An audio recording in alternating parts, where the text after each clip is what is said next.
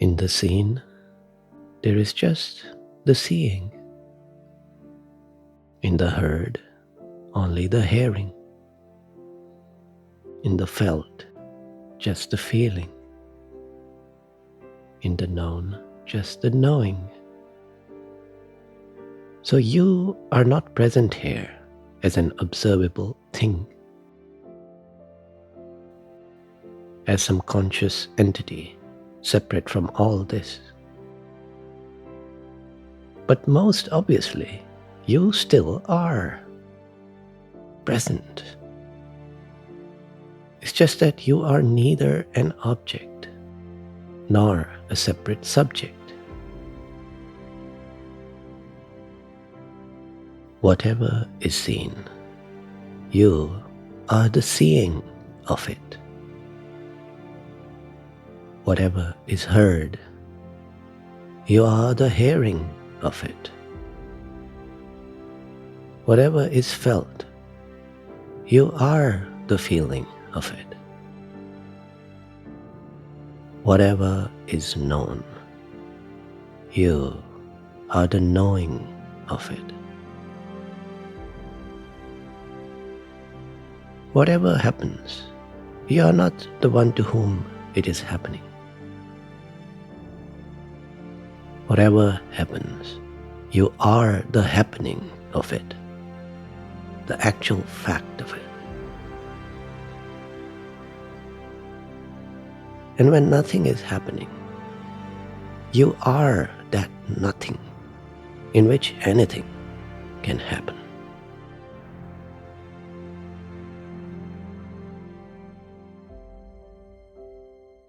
This is a direct understanding of the truth that Buddha pointed out to Bahiya. And this is the conclusion that this video will drive you towards using some very simple observations. I should start by busting a myth. If you've been on this path for a while, the inner search, you've probably heard teachings or meditations that make experience sound very disconnected. Like there's just a sound and a sensation and so on. And that's all there is. Such teachings are derived from Buddhism, where the body and mind are described in terms of aggregates or heaps. On the surface, this makes experience sound very disconnected. But is it really so? Say you smell a rose, and then there's a thought.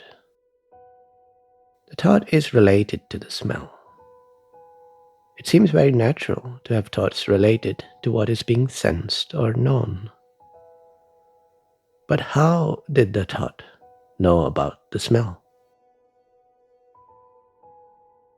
See, the heaps aren't entirely separate, are they?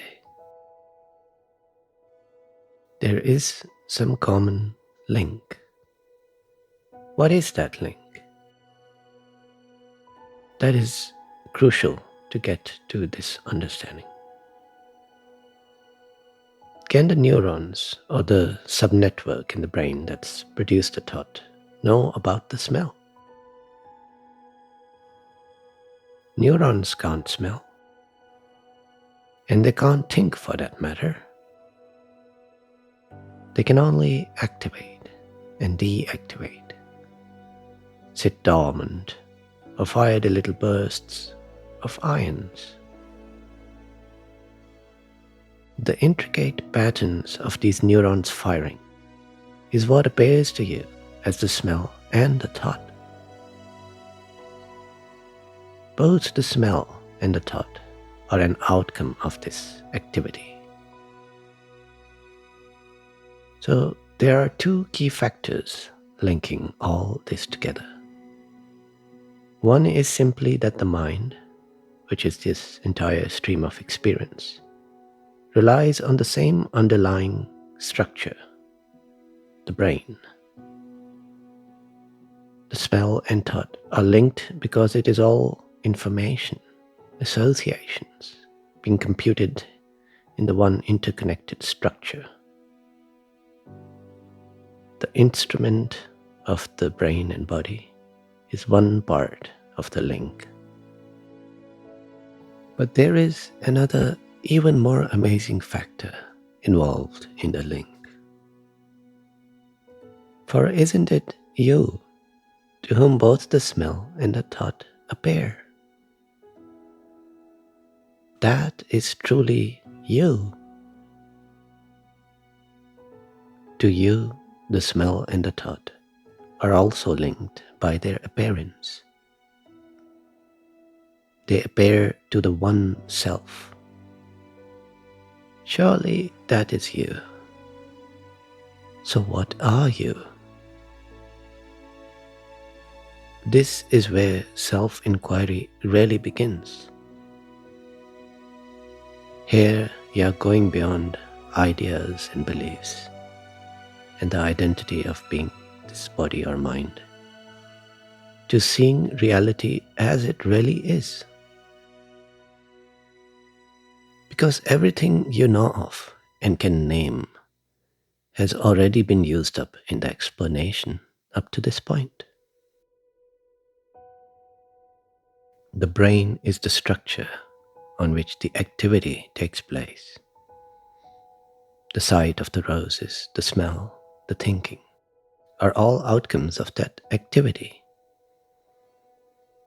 So you're not the body or brain, which is the structure or instrument for the activity, the substrate. And you are not the activity, which is what is being perceived.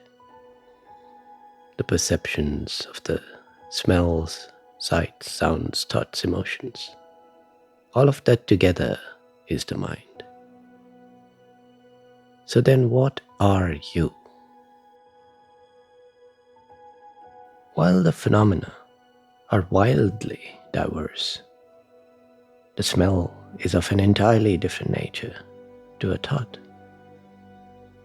There is undeniably a factor linking all this together in your own experience.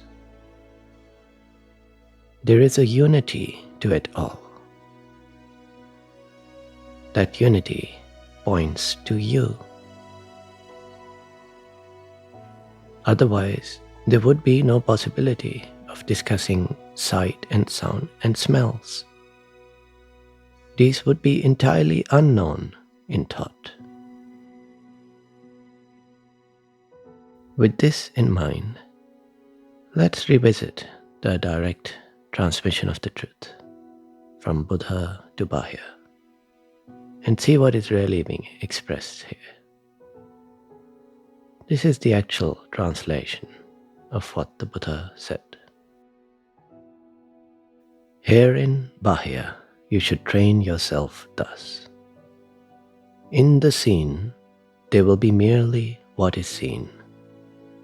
In the heard will be merely what is heard.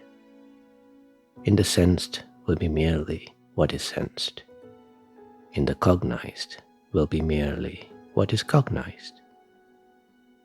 In this way you should train yourself, Bahiya. When Bahiya, for you in the seen, is merely what is seen, in what is heard, merely what's heard, in the sensed is merely what is sensed, in the cognized is merely what is cognized, then Bahiya, you will not be with that. When Bahiya, you are not with that, then Bahiya, you will not be in that. When Bahiya, you are not in that, then Bahiya, you'll be neither here nor beyond, nor in between the two. Just this is the end of suffering. Now, I will link this back to our line of inquiry, so you may see what is left unsaid here. it also being pointed out very clearly. What I'll describe is based on the understanding that struck home here. This probably goes against popular discourses in schools of thought and so on. But who cares? This is a direct understanding that matches all experience. So turn attention to the mind itself and see for yourself if this is true. In the seen, there is just the seeing. In the heard, only the hearing. In the felt, just the feeling.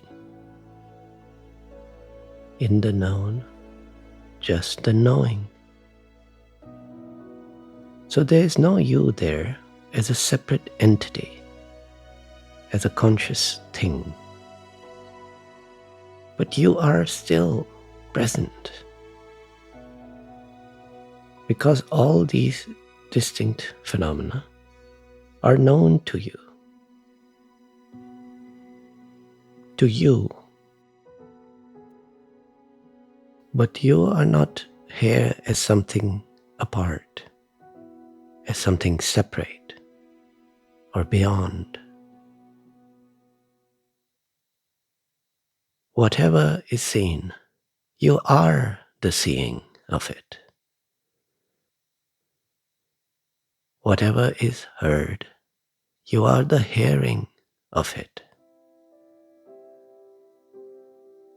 Whatever is felt, you are the feeling of it. Whatever is known, you are the knowing of it. Whatever happens, you are the happening of it. This is the crucial part to see clearly. You are not the one to whom all this is happening. Not someone to be pitied, saved, or liberated. Not an individual, sentient entity, some little me. Whatever happens, you are the happening of it. You are the doing of it. And you are what is being done. This is the conclusion to arrive upon for yourself. Any idea of being a separate subject, a knower, and any sense of being are just part of the knowing. Whatever is known, I am the knowing of it. Whatever is perceived, I am the perceiving of it. Whatever happens, I am not the one to whom it is happening. I am the happening of it.